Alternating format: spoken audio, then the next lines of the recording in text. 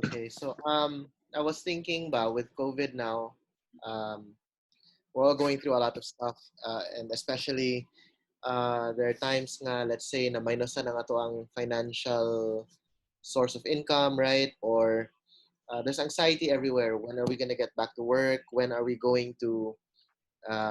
When is the normal coming back? No. So if you guys want, go to Mark 9, verses 14 to 29. So this is a very familiar story, Which no? verse is Mark 9, 14, Mark 9, 14 to 29. 14. It's a familiar story, and I'll just summarize the story. You can read it later on anyway, but I'll summarize the whole thing. There was a big crowd, and the big crowd had an argument. And so Jesus comes to the crowd and says, "What are you arguing about?" Or and say, "What's the issue here?" And someone said, "Teacher, I brought my son to you, for he has a spirit that makes him mute. Whenever it seizes him, it throws him down, and he foams and grinds his teeth and becomes rigid. So I asked your disciples to cast it out, and they were not able." And he answered them, "O faithless generation, how long am I to be with you? How long am I to bear with you? Bring him to me." And they brought the boy to him. And when the spirit saw him, immediately it convulsed the boy, and he fell on the ground and rolled about, foaming at the mouth. So you pause muna kadali. You guys can imagine this is not the usual demon possessed with super strength and like the guy in the cemetery ba. This is a possession with a kid, with a child, okay, with a little boy. So this is probably more traumatic for the family. And then Jesus asked his father, "How long has this been happening to him?" And he said, "From childhood." Now, we don't know how long this is, but in the Jewish culture, if you're about 12 years old, you're considered bar mitzvah naman na. So you're considered an adult. So the fact that the writer, Mark, used the word boy means he's probably less than 12. So from childhood, according to Jewish culture, would be around 3 or 4 years old. So imagine if we make it a later date from 5 years to 12 years old, maybe we don't know. So we can guess the age now. Most commentaries put the age around maybe 8 years old, and it's been happening for 3 years, 3 or 4 years. Now, picture for a moment lang, before we move forward, picture for a moment, you've got a family member possessed by a demon. They've probably been to Levites, they've probably talked to priests, they've probably done all the Moses rituals, all the, di ba? If you're desperate ba, you do whatever you can to save this kid. And the kid pag yun, the father said that the spirit, the demon, would try to destroy him. It says here in verse 22, it has often cast him into fire, into water to destroy him. So they're desperate. Um, one night of a severe fever can make us even panic. How much more years? And the demon possession is aggressive, self-destructive, and makes the boy suicidal. So this is a very scary situation. And before we move forward into verse 23, look at what the father said in verse 22. "If you can do anything, have compassion on us and help us." Um, it's very easy for us to have faith for something we don't care about. You notice that? Like if let's say you're hoping for, let's just pretend now you're hoping for 100 pesos. It's so the amount is not that big compared to bigger amounts.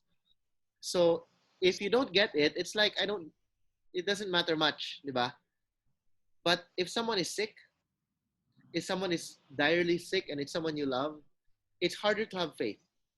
It's harder to trust in God and believe because this is a gigantic thing. It's a big deal for you. You care about this. You want this to happen so much. What makes this worse is their experience mang good, it's one disappointment after another. If you've been to priests, to Levites, to Moses, to all the prophets who said they can heal and then wala gyapon mo heal, if you've been through so much and wala, finally you hear this miracle working person, Jesus, and you hear his disciples are in town, you go to his disciples and you think, kanina gyud, this is the core 12, the disciples of the miracle worker, and then wala. Would you still have faith to push forward and try? That's lisod ba? In our case, imagine it's like you go to the best doctors, you've been to the United States, you go to Canada, to Europe, you talk to all the doctors, and one after another, they keep saying wala. Your faith will tend to struggle, no? And that's why his response is, if you can do anything. You can hear the doubt in his words. And so Jesus quotes him. So murag na trigger sa si Jesus ba? Verse 23, Jesus said to him, and there's a kind of inside the quotation marks, there is a semi quotation. So Jesus said, Yeah. if you can, murag, what did you just say? Murag pinainana bitaw. So we see here si Jesus, he's showing kalagot while and frustration while showing compassion at the same time.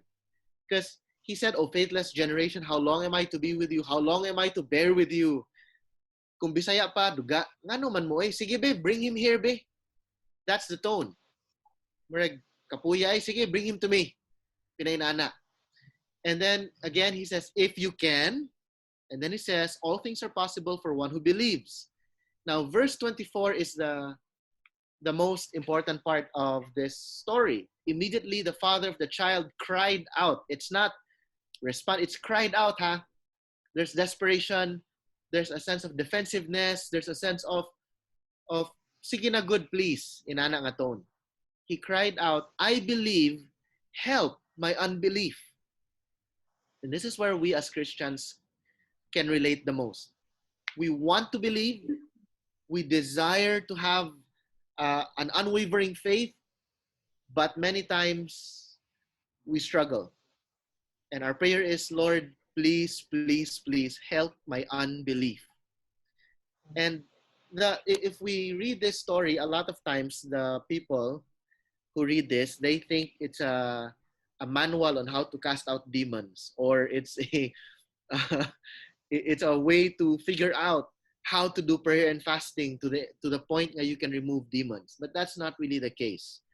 Okay, the case really is about the character of God, the character of Christ, who does feel displeasure when we don't believe, and yet at the same time sympathizes with us, knowing that we struggle.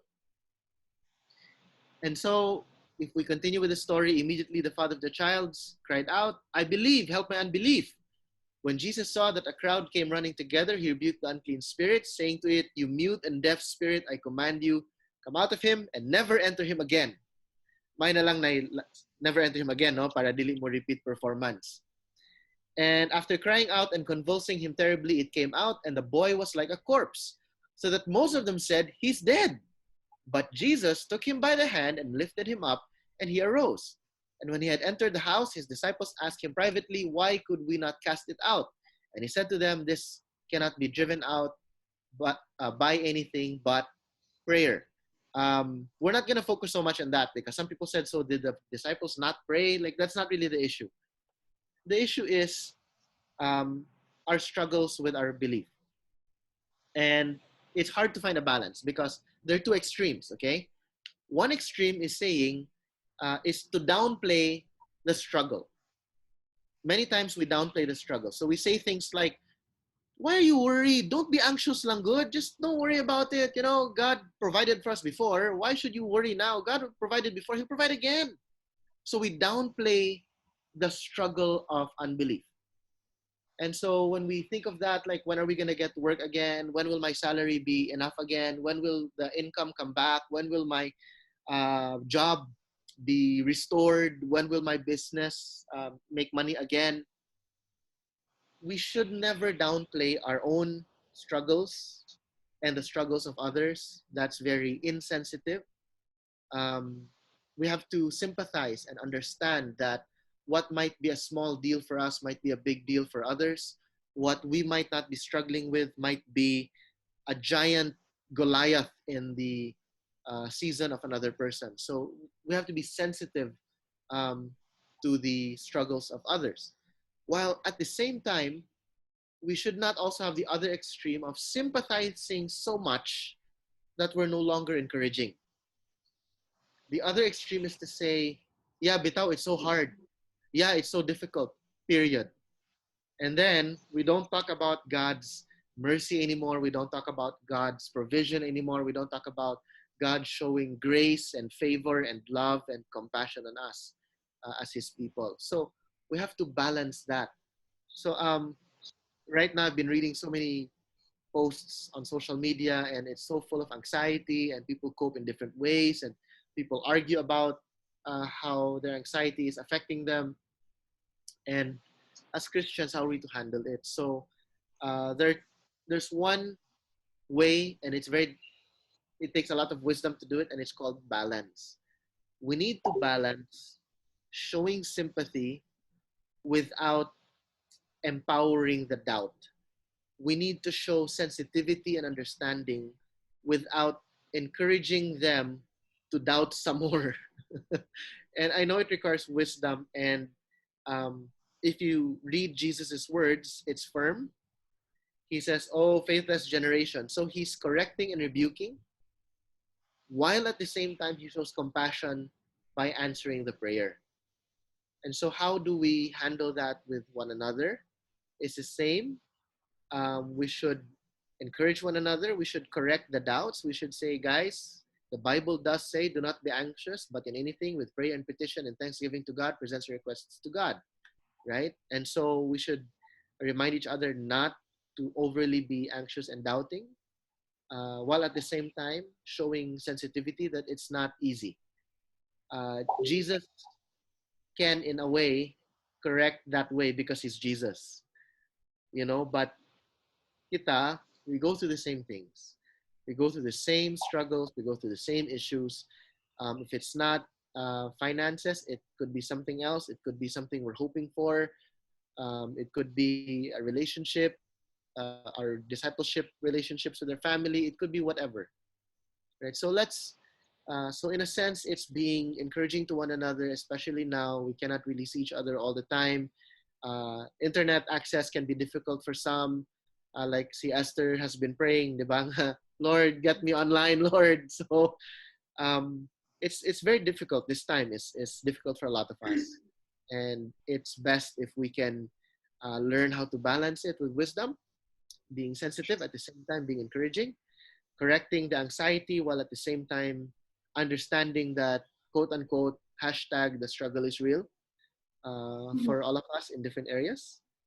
And we have to really continue praying for one another.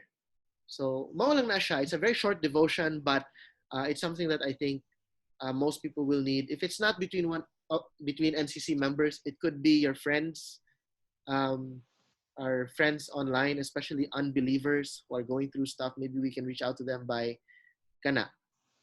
Many times they think kanig yung mga Christians, oy, murag rose-colored glasses kaayo sila. They don't understand the struggle I'm going through, and so it makes it harder for them to relate with us because they think that we cannot relate with them. Okay, our faith is so strong in God, and we want to show an example ba to unbelievers nga, see, I have such faith in God, you should have faith too. We forget they can't relate, they don't understand. So we can show them a side to ourselves that's vulnerable, saying, we understand, I know what you're going through. Even I as a Christian, sometimes I struggle with finances, and I ask the Lord, when, man, Lord, when? And that's what the unbelievers can relate with. They'll go, so you also as a Christian, if you as a Christian struggle with your faith, how much more for me who's not a Christian? Then they can feel they can relate. And so on an evangelistic note, we can even use our own vulnerability as a way to connect with unbelievers as well. So kana lang, it's helpful for us as believers, it's helpful for us as evangelists also. So I guess that's it for devotion. And our prayer should be for us to be wise and to be sensitive and yet encouraging to ourselves, to one another, and to the outside world. Kaya lang. So, any thoughts, you guys, you want to add, you want to share?